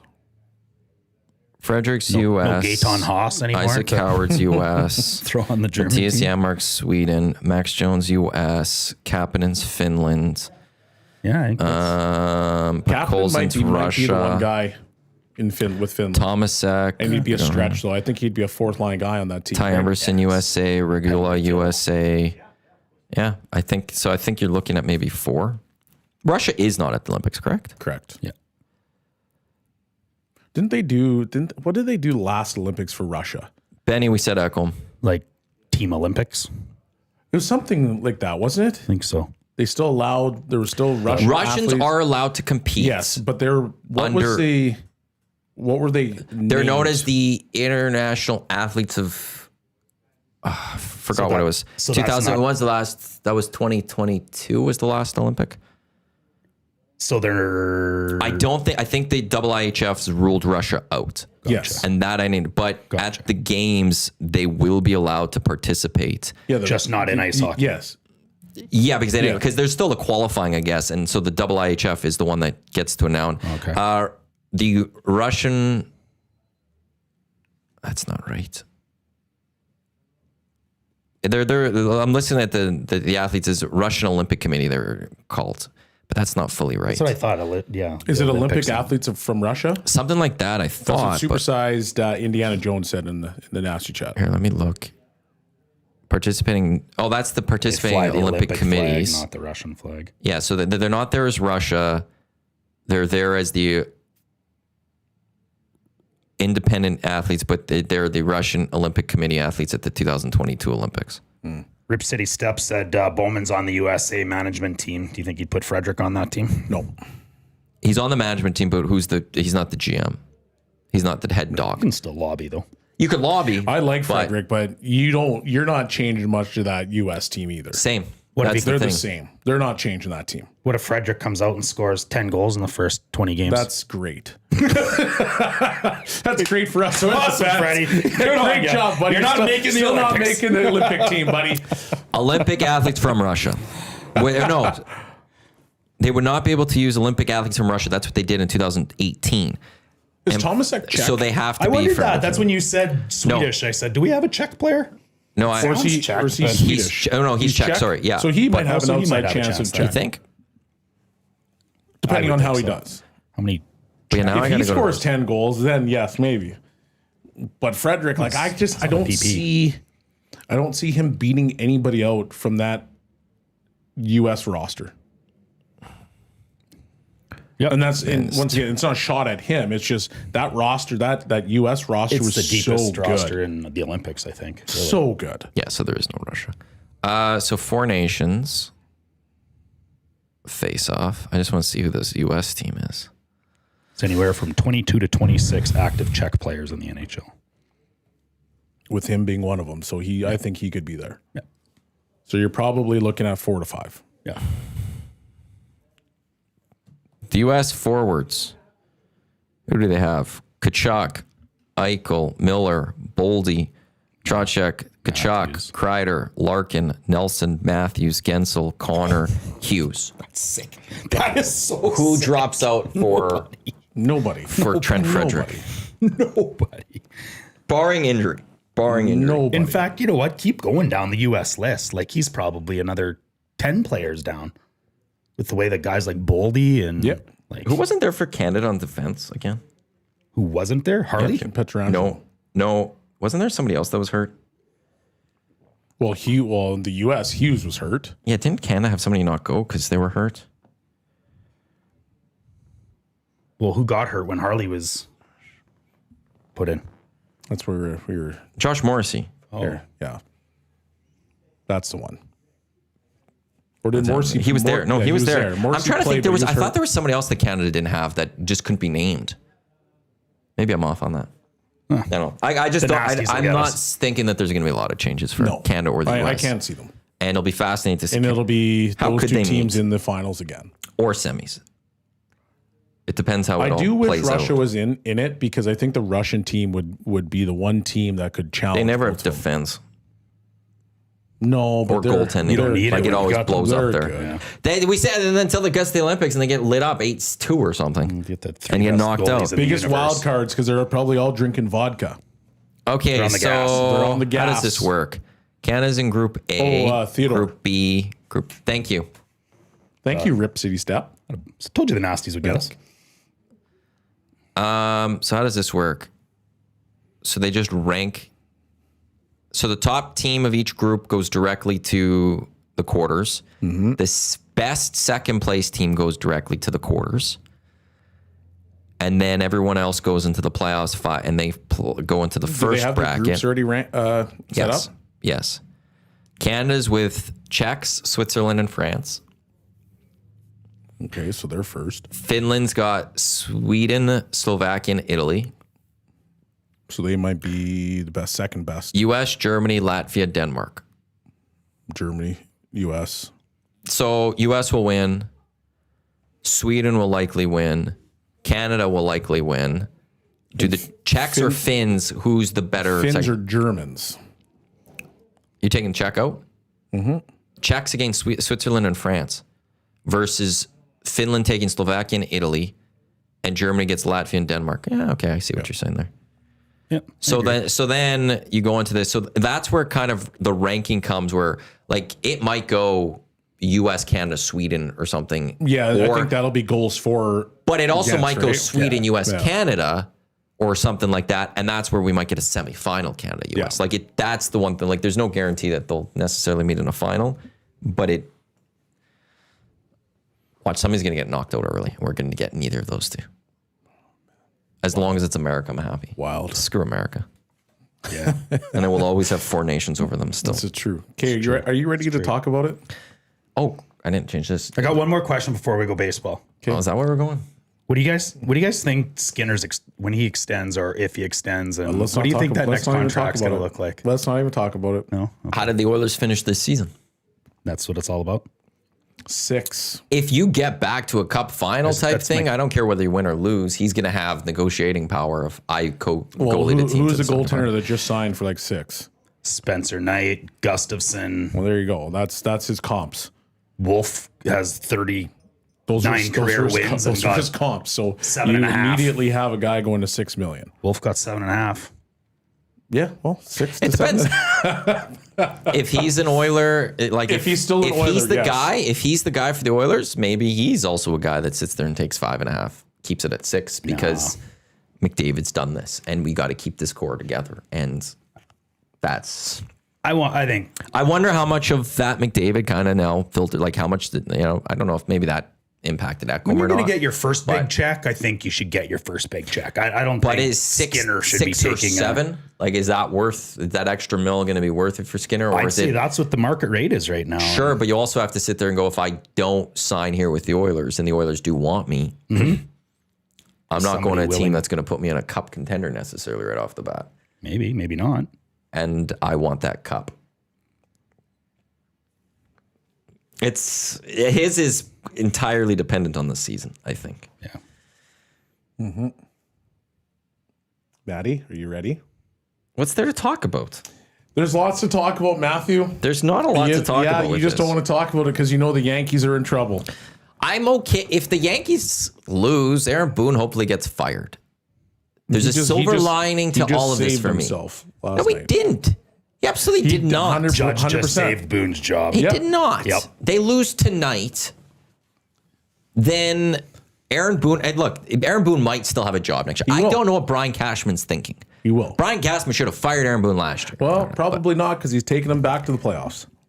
If he was going to fire him, he would have fired him last year. He should have. Now he's taking him back to the playoffs. should have, Beat the and Red that's the- Sox in dramatic fashion. If they scraping lose, back against the Blue Jays. if they lose to the Jays here, I don't care if it's tonight or Congratulations tomorrow. on your extension. Aaron If they Boone. lose, if they win this series even, and they lose in the American League Championship Series, I don't care if they win the American League Championship. If they get to the World Series and lose, Aaron Boone needs to be fired. That's just The only way he should keep his job is if he wins the World Series with this team, because he makes wrong decisions time and time again. Clearly not that wrong. They came back. They were Last down year at the World 6-1. Series, what did he do? That was he last year, decided Matty. to You gotta keep turn the pitching page. to You gotta turn the Freddie page, Freeman. Matty. That was Freddie last Freeman year. beats them, so they say, "Oh, let's keep pitching them in Game 2." Well, let's pitch him in Game 3. Let that go, sweetheart. And we have issues. You gotta move on to the next. We are now. You guys are currently playing against the Blue Jays. Yes. Okay, so you gotta And let he go of screwed last up in year. Game 1. Well, now it was He Game made some 3. really It was weird Game 3 decisions in Game yesterday, 1. and So? they came back from 6-1. And why did the comeback happen? Because What Boone was said did at the right start of the things show? No, to no, no, no, allow no, no, no. them to get The better. Blue Jays made mistakes. The Blue Jays made errors. The Yankees didn't do that. It was the Blue Jays that hurt themselves. In order for the Yankees to actually beat the Blue Jays had to throw Pull Shane out their Bieber number early. one strength in their defense. They had to basically just ignore defense. They went to the bullpen way too early. Cost them. They're not doing that, making that mistake again. But even in the end, like the silver lining for me in all of this is the hope that at the very least, if the Yankees don't win the World Series, maybe Aaron Boone is gone. And if he's not gone, Brian Cashman should be fired. Who went to the bullpen early? Jays yesterday. And then your following statements that you don't think they'll go to the bullpen again too early again? They're going to the bullpen too early tonight. First inning. Well, that's true. They're going to the bullpen way too early again.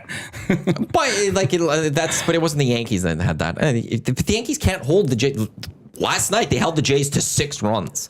That's the lowest in this series they've held. When Judge if the Yankees bats don't get going again, they're screwed because clearly the Yankees pitchers can't stop the Jays. Well, they stopped them. Well, that's not Boone's problem, is it? That's all, but Boone needs to. Just in the end, Boone needs to go. I don't care. Boone's throwing the pitches for the pitchers too. 100%. Yeah. And he's catching, and he's in the outfield. Man, this Boone is a magician. He's one guy, and he's beating the Red Sox and coming. I had to extend him 2 years, $12.5 million. You guys wouldn't want to extend him. Yep. No, Boone needs to go. That's all I care about. Well, no, it's not all I care about. I would like the Yankees to still win the World Series, and then I'll be happy with Aaron Boone. But I have not. So that's what it's contingent on? If he wins the World Series, I have no problem. Then you got nothing to say? Just do everything for me. This is the biggest bunch of nonsense I I've ever heard. completely agree. Either you like Boone and he should continue to be there, or you don't. If he wins the World Series, then I could live with him.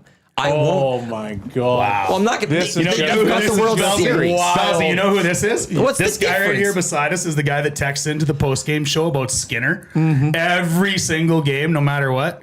And then when Skinner wins a cup, and he'd be like, "I'm the biggest Skinner fan ever." I'm not going to say I'm an Aaron Boone fan. We won the cup because of Skinner. If the Yankees were to come back, look, they're still not getting out of this series. Wow. There's a really good chance they're not getting out of the series. Okay, so Aaron Boone needs to go. But I'm just saying, if they find a way to get out of this series, if they find a way to get through the ALCS, if they find a way then to win the World Series, okay, I'm going to have to eat my words on Aaron Boone. I'll live with that because there's a World Series title, at least to the Yankees' name, for the first time since 2009. Make it number 28 on the board. But the chances are they're going to lose if he needs to go, and they need to bring someone else in who's going to win a world. Like, go bring me Bruce Bochy. Go get me Bruce Bochy, who knows how to win World Series. He did it with the Giants. He did it with the Rangers. Has Boone won a World Series? Give him Bruce. Not as a manager. Okay. They were once since 09. And they should. I was against the Boone hiring when it started. I was also Since against. Boone has been the guy, I didn't like the firing of Joe Girardi. how many times have they made the playoffs? I don't know. How many times have they gotten to the World Series? With Boone? Yep. Maybe twice. Maybe twice. And how long has he been there? For quite a few years. And how many World Series, Belzy? Oh, you got the goose egg. That's the thing that matters to Yankee fans. You Yankee fans are... It's a high level. They're a different breed. George You're going to sit Steinbrenner. here and tell me you're at a high level? George my Steinbrenner God. set a standard of World Series or bust type thing. Well, guess what? That's what Not it is. anymore. He's missed the playoffs. Never. No, once. 2023, he missed the playoffs. They were fourth in the AL East. They've only been to the World Series once. Once with Aaron Boone. He has a .490 win percentage in the playoffs. It's not good enough.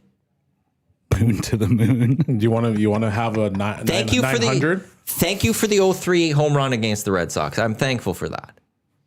Go away. Wow. This is a guy that helped you guys get a World Series, and you want to treat him that way? As a manager, I'm going to. Do I see World Series under postseason results win? Man, do you you Yankee see fans are some one kind of World turncoats, Series in right? 1, 2, 3, That is 4, 5, outrageous. 6, 7 in the last 7 years? Do you see once where it says one World Series? No, I don't. Exactly. But there's been teams that have been built better. Because sometimes you can't just throw money at a team and say, hey, I'm going to go get the highest paid players in baseball. They haven't and done that. They always do that. They haven't done that? Where did Aaron Judge? Oh, are you go saying recently? Is that like... Well, the Yankees do a CC job Sabathia? of But who do they still have at that time? They still had they do a mix team. No, they do a mix of homegrown talent. Moneyball Yankees. How much money can I throw at this top player? Which is what the Red Sox did. But it's like the Red Sox model.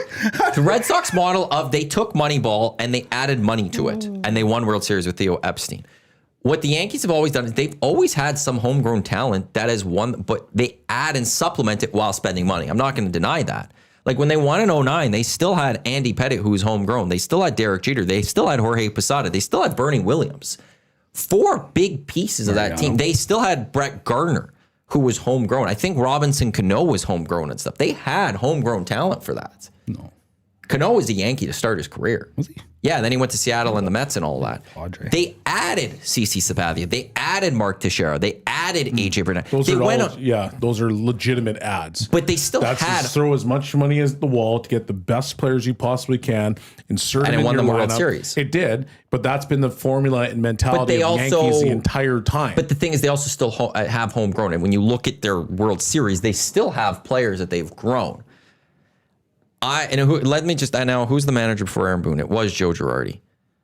And you're probably the same guy that said, get rid of Girardi. No, because he sucks. Not a chance. You probably did that because you're a Yankees fan. No. I see through you with this nonsense. Here you go. Look at this. 1 World Series with the Yankees. No, I did not say that. And I have a defender of that, and it's Low Tide. Because I was on air with Low Tide when that happened, and I had a massive rant about how they shouldn't be firing Joe Girardi. I don't want Aaron Boone. Keep Joe Girardi. Girardo? Or Girardi? Girardi. Okay.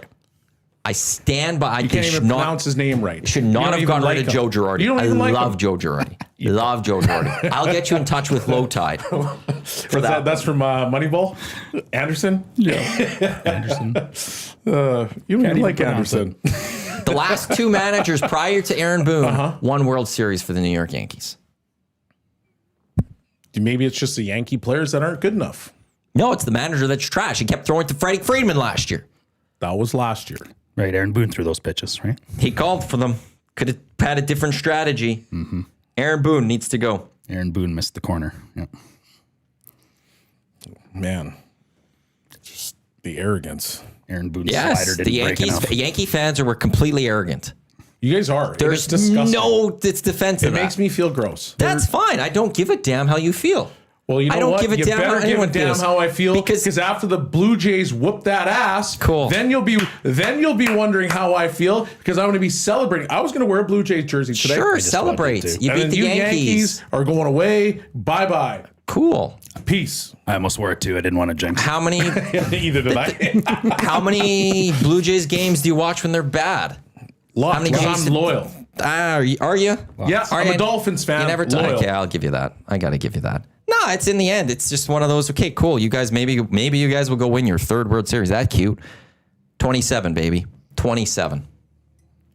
Yeah, when there was 2 teams, great. You won 20 when there was 2 teams. I'm so proud of We've you. won more World Series Man, get the since the Jays outta have here. won World Series. This is like the than the Habs. Jays have of World Series. It's the same idea as the Habs. like the I love Habs the bragging I Habs. believe about that the if Stanley I'm- Cups. The Habs The have 100 Yankees Stanley have Cups. And they 5 won World 100 of them before. Series Yeah. since the Jays won their only 2.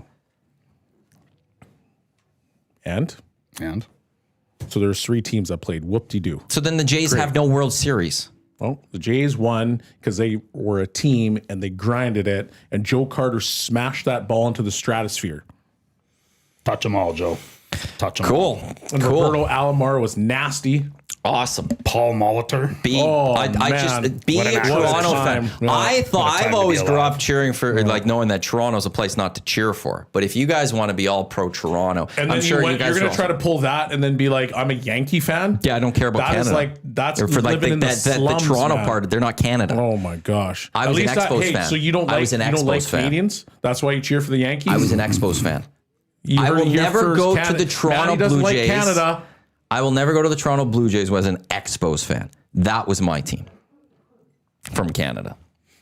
Who hurt you? Nobody. Why did you become a Yankees fan after being an Expos fan? Well, I was Clearly, a there was fan a of little bit both. of hurt there. I was young at the time. Impressionable. All my teams I cheered for late 90s, beginning of the 2000s. His mouth just autocorrect impressionable from dumb. 8, 9, 10. You're a Yankees all won. fan at 8, 9, 10? In those years, all my teams, that's where I started, and I've stuck with them ever since. We're coming up on 30 years of being me a fan of all the teams I cheer for. So anyone that wants to say I'm a front runner, yeah, young me was a front runner. There's no question about that. But I have stuck with my teams through it all. Matty, fair weather fan. Let's just keep going. Brutal through some more take of as these. usual from Matt. What's the brutal take there? I think What's the brutal take there? The start to the end. Okay, cool. The Yankees have the introduction, The the brutal climax, take and the is conclusion. that the Yankees have had 5 World Series since the Jays have won 2. I don't know how that's a brutal take when those are just the facts, but cool. And again, most of the Blue Jays fans in the nasty chat, you all thought the Jays were going to be trash this year, and you didn't even start watching this team until July. Incorrect. Most didn't. Everything I heard from all Toronto fans this year was how bad this team was going to be, how they wanted to get rid of Ross Atkins and Mark Shapiro, and John Schneider should have been fired 2 years ago. It's all I heard from Jays fans all offseason and going into this year. They did nothing. The Jays were trash. They missed out on everyone in the free agency. Now everyone's a Jays fan again. Everyone loves those guys. Shapiro and Atkins do need to go. I agree. Why? They're building this team. Nah. You can't say that when I'm saying Aaron Boone needs to go. And it's hypocrisy right there then. Nope. Don't worry. I'm making money on the Jays at the very least. Did neither one of you not feel a little bit of a shift when that ball hit the foul pole, though? Like, my gut started to go, uh-oh. Like, we hadn't quieted Judge this series. They hadn't quieted. I'm not a Blue Jay. But that kind of was like... They just need to throw one at his head. Oh, yeah, sure. Throw one early at his head. Get them all rattled, because New York fans and New York players, they get all rattled easily when they have to deal with a little adversity. So you give them adversity right in the first inning, and that team will self-destruct along with their fan base. Fan base is 'Cause already Boone's gotta go. self-destructing. Boone does have to go. Secondly, to one thing, you can't say that they needed adversity and they'll collapse. They in the will. first inning, because yesterday they were down 6-1 and they didn't collapse. Well, that's because they had no adversity. 6-1's not adversity? Man, when the Blue Jays just keep giving them 49 long comeback balls, are wins you in a kidding season? me? Pardon? When the Jays are making all sorts of mistakes and just giving it to you, that is not adversity. That's just you taking. You taking what's I thought given you to said you. Aaron Boone managed the hell out of that to get them the win. It I wasn't, never said that. That's basically what you were saying. That's not what I said. Exactly. Don't put words in my but mouth. you're now pointing out that wasn't Aaron Boone that helped them win that game. It was the Jays made mistakes. That's what it came down to. That's what in I've the said end, since the start of the day. I've said that. You guys can move But on now to I the just spent ALCS. 15 minutes on stirring you up, Matty. You guys can go to the ALCS. I don't care. Go on, whatever. If that's what happens, whatever. I'm just focused on that press release that Aaron Boone is gone. And then next year, when Garrett Cole's back healthy, they can go and fix this team a little bit on the improvements. So we can what go do they next need year. to do to fix this team? They need a new manager. It starts there. That's what the number one thing I'm going with. Bring me Bruce Bochy. That's it. That's the start right there. That's Plus the Garrett one? Cole. Plus Okay, Garrett Cole. They never okay, replaced so Garrett that's Cole. two. They never replaced Garrett Cole this year. They have an ace pitcher that went down right before the season started, and they didn't replace him. That's a huge loss. Didn't get that replacement. He comes back healthy next year.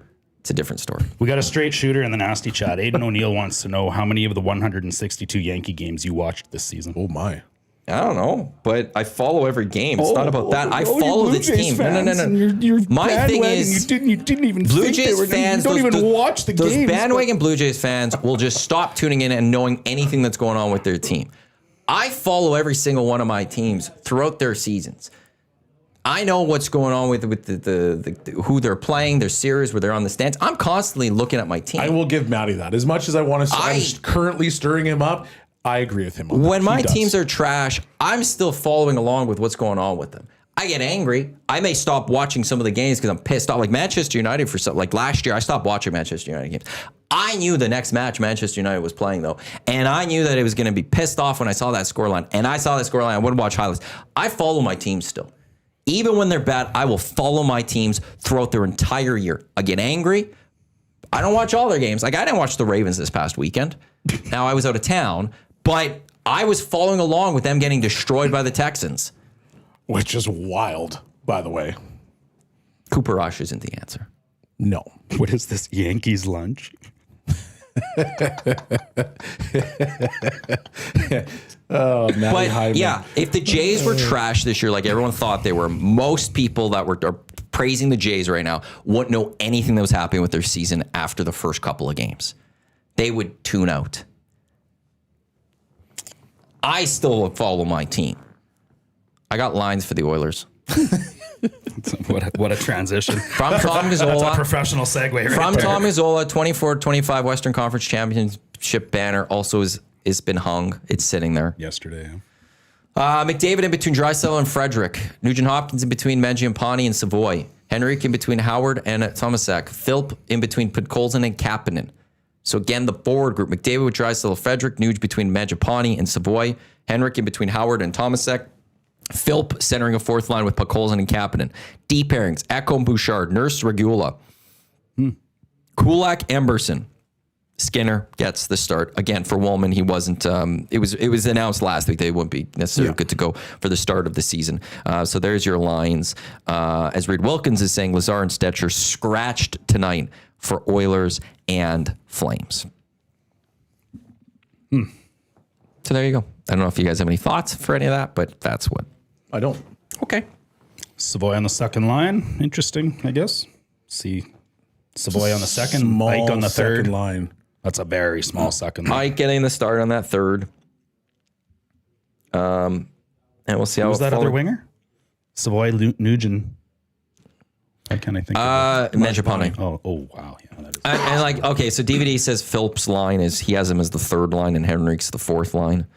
Tommy had Henrik third line, Philp fourth line for what it is. So we'll see. But I guess you fully never know until the game gets going. Well, that's not the Depends truth. how they skated, right? Because those lines never go in a blender. No, not with, no, never. Never. All blocks consistent as they come. Every coach puts their lines in blender No, they don't. for the most part. Oh, I see what you Not anywhere close to Because it. that was my favorite thing. Is like Mac T got ripped for it. It was the blender. blender, you know, and it was like, well, and then every coach since like kind of does the exact same. I remember Dusty asking Huss a question on the lock shop at one point in time in the season last year, and Huss kind of was just like, what do you mean? That's it's like, well, like who else do they play with? And he's like, I don't know, it's the same four lines all year. Oh. Haas part of the But what happens if you get amazing a little lock bit shop that stagnant? Dusty just absolutely sewered yesterday. Please vote us, or the last vote for couple us of for days. show of the year, except it's not important enough to air. So the Nasties, there was a few. You saw the protests at the Estes for the lock shop. That Okay. the more respect given to the lock shop. There's people that believe it should be nominated. It should be one of the 4 finalists for show of the year. And yesterday, Dusty, or 2 days ago, Dusty canceled the lock shop for 2-hour oil stream when McDavid signed. So it got preempted. Yesterday, wouldn't even give his Stanley Cup predictions on the lock shop. Said, I'm going to do it on 2 guys and a goalie. Oh, my. Like saving it for a different show. Like just my. lowering the standards of, and then calls out the lock shoppers who protest on behalf of the show and says, like, go like more, you know, you guys aren't liking this show enough. It was the disrespect that he threw on the lock shop over the last couple of days was fascinating to see from a guy who was pushing for before that the lock shop doesn't get respect, but the guy himself disrespecting the lock shop. I didn't know Dusty to be that guy. He doesn't think he disrespected them yesterday, but all he was doing was disrespecting them. See, VR, #justice for lock shop. Yep. Yeah, that's tough. So it wasn't great. Caster 1990, Matt, as an Expos fan, I assume a fan of Vlad Sr. I was. You should be cheering for Vlad Jr. and the Jays. No, I don't have to cheer for his son. That was one. I was actually the Vlad Sr. trade to the Angels was one of the probably. I think him and Mike Greer That hurt. would have probably been like the first trades I could remember that hurt as a fan, as a kid, as a kid, where you're like, ah, no, they're not playing for my team anymore. Vlad's my favorite player of all time. Vlad was great. I've got an Expo jersey. I've got an Angels jersey. I'll still always be mad at there was a year, one of the last years of the Expos. They were good. They were in a playoff spot or in the hunt coming out of August. And I think it's still the rules. Once you get past like Labor Day or something, like the rosters open up, you can call a bunch of players just to have them. Yeah. And then MLB owned the 50-man roster, Expos, whatever it's called. and they didn't do it because they wanted to save money, and they didn't call those guys up. And the Expos just plummeted from there. They needed some extra bodies, and they just plummeted. And it was a final chance that maybe the Expos getting to the playoffs, and they couldn't get it done. I think Vlad was still on that team, and then they traded him a year or two after or something. I loved Vlad. So Senior. fun to watch. I think, did he get, was he just in the hunt for 40-40 with the Expos? And Bartolo Colon, There were some good times with the Expos. Oh yeah, Larry Walker. I don't know if they'll ever come back. I said it, my prediction at the start of this decade was that they'd be back within this decade. Oh yeah, But I guess I'm wrong on Which that. would be, yeah. it would be nice to see them back. Absolutely. There's got to be at least one team. Well, I mean, I want, love to see if it I back can in the get a NHL. team back in Canada, I'd want Vancouver. For us, but for selfish reasons, because we can fly there much from quicker. baseball? Yeah. Yeah, okay. Or basketball. Or basketball. Yeah. Like basketball, that's easy. well, you'd have say to think Vancouver. that basketball would be Vancouver. I would Baseball would be Toronto, Montreal. But I would like if we could go, like, I don't know if we'll get either of those or whatever anytime soon. But if they both would come, I would want both in Vancouver still, just because it's a 90-minute flight for us as opposed to a 5-hour flight to go watch these games in person. And he'd still cheer for the American team. Well, yeah, my teams. I'm not ditching my teams. I would never ditch my teams. I really wish they'd They put are the my Expos teams. They're back my and a teams team now. in Vancouver so that I can cheer against them. Well, no, it's just so we can go watch them a lot sooner, and we don't need the passport. You get to the airport late, and get on your flight, head there, go for a weekend, a lot easier. You don't have to exchange your money to go to the States or all that. Like, it'd just be a lot nicer. Like, look, if you're a Jays fan, I know you go to Seattle, but it'd be even easier to go to Vancouver. Yeah. I'd like to see the Nordiques back too.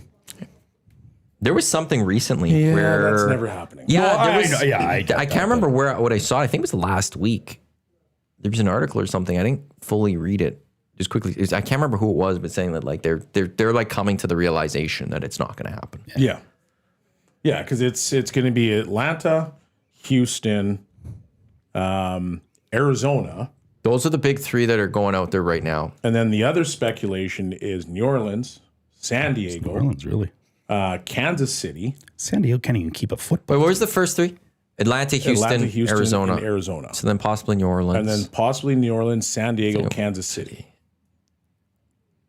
Portland has been rumored a few times.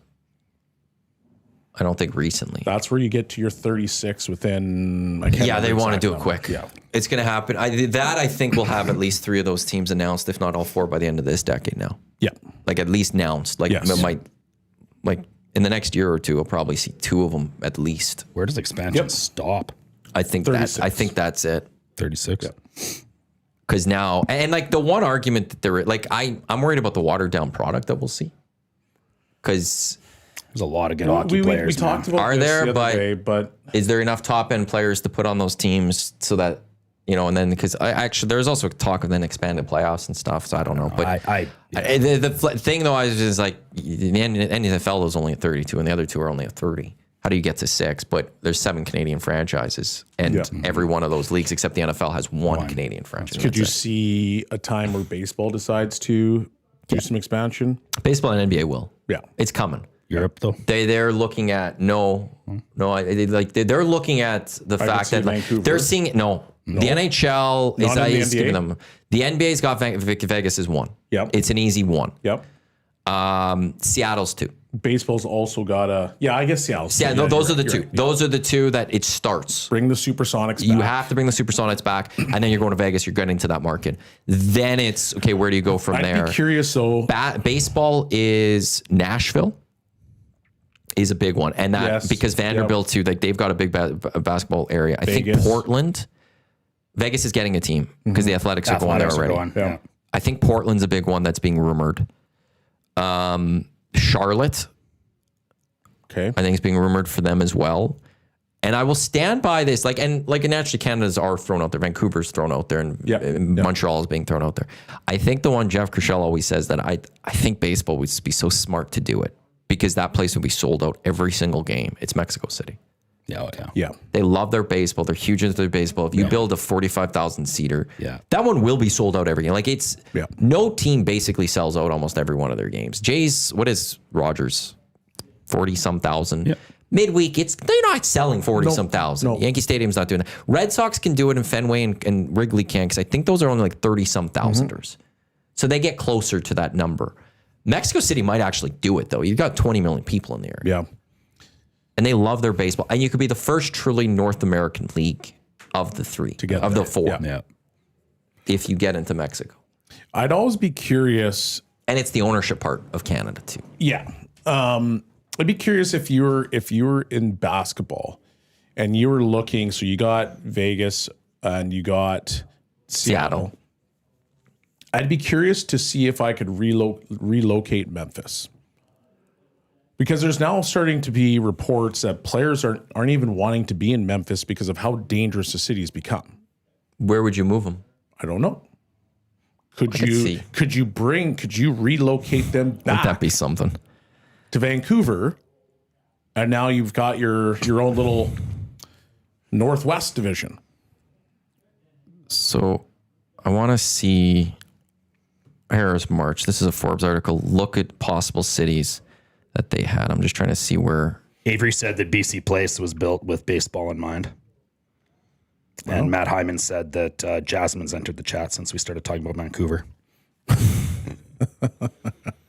Yeah, anytime you can chirp Jazzy, you please do so.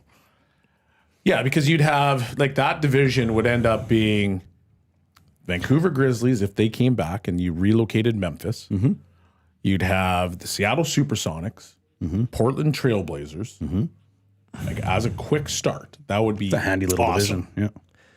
Yeah. So Vegas, Seattle, Mexico City has been rumored for the NBA too. Montreal, Vancouver, Kansas City. Those are some of the other ones that have been thrown out there. The NBA also wants to build NBA Europe, which would be its own league. Oh. Would be the crossover NBA. every now and then, or just in the finals? What Adam Silver has proposed is that maybe there would be, like, the top team of NBA Europe would get a playoff spot in the NBA, and they would come over and play there, what that and I'd be reminds me of? fascinated by But that. Orlando. For the NBA, they have a team.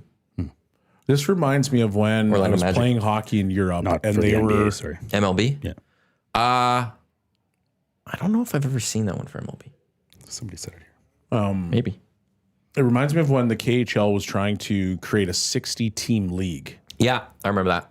and they were going to the different countries and trying to take their top teams and then bring them and make them part of the KHL, which is how they ended up in Croatia, how they ended up in Slovakia, how they ended up with the top team in Finland. SK, So they were starting a Jokerit, and they were starting to, sorry. like, go after all these teams and create a 60-team league. And you would have your East where they were going to have teams in, like, Dubai and some of the Emirates countries, and then they're going to have your West division, and it would have been crazy because they were trying to get China on board. That's how they end up with the Kunlun Red Star. Right.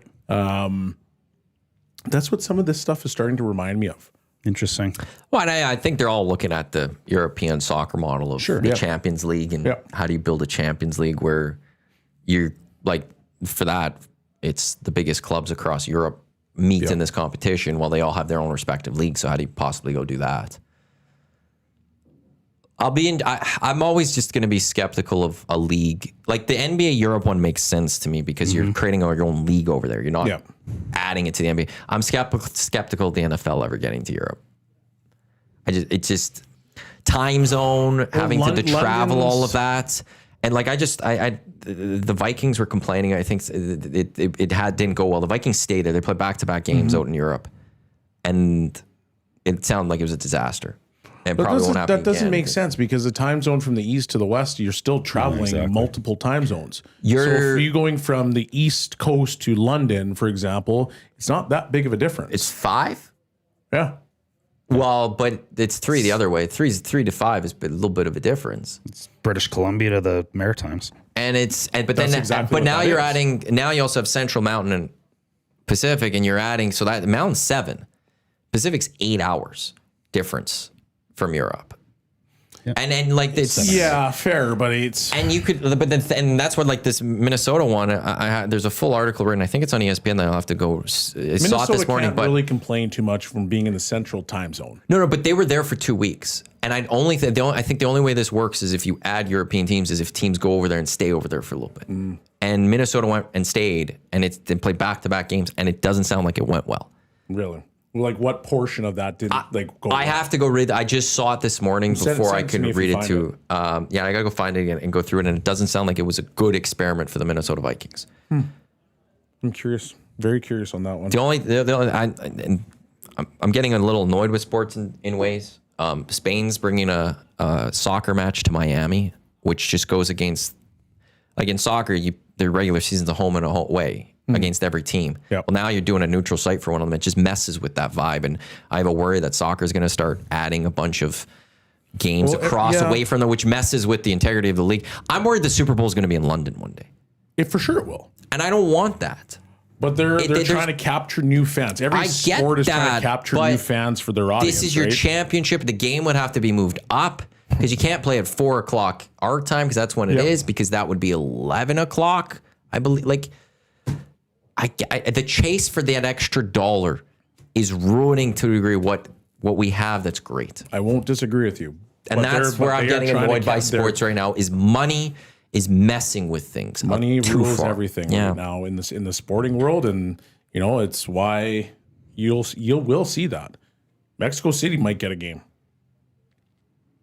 Like they might get a Super Bowl. Yeah, and then that one I could live with a little more because it's at least in our time zone. You're not changing the time of the game. Enough, but even then, they don't have a team. Yeah, and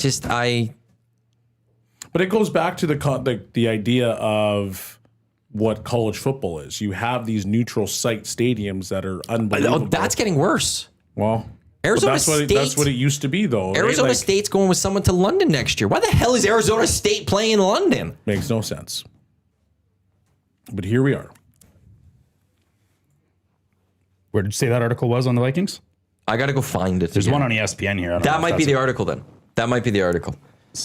Basically, they had injuries, weren't able to recover because of lack of sleep. Somebody missed their walkthrough because their alarm or something. Okay. And so then there's disciplinary. Okay.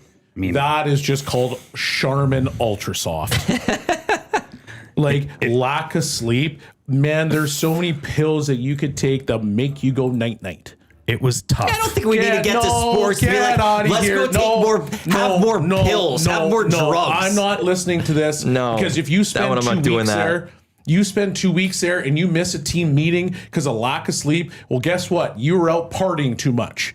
You were partaking in the nightlife way too much. So don't even come at me with that stuff. What if Minnesota Vikings, you are the definition of Charmin. It could have been the first week where somebody missed it. No. It was tough, tight end TJ Hawkinson said. You're not eating the way you normally eat. Really? You're not recovering normally. You're not seeing the people you normally see. Oh, my God. You're not seeing the people you normally see. Here's a story for you guys. So when I was with one of the Team Canada teams that I used to go play for occasionally, we would bring our own food.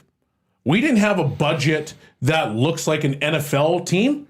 Do you think the NFL teams are going over there and they're going to be like, you know what, we're just going to have sausage and whatever? Hell no. You're still getting the best bangers of the and mash, best. I believe is their You're not getting bangers and mash. You're still getting the steaks that you have. So right now, this is Charmin Ultra Soft by the Vikings, and it's gross. Get out of here. You shouldn't be missing team meals, team dinners, team meetings for nothing. At the end of the day, because it doesn't change.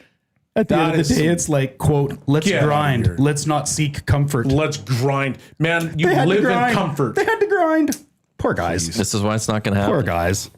Wow. What do we got? We got Lock Shop coming up in a few minutes. Hashtag justice for the Lock Shop.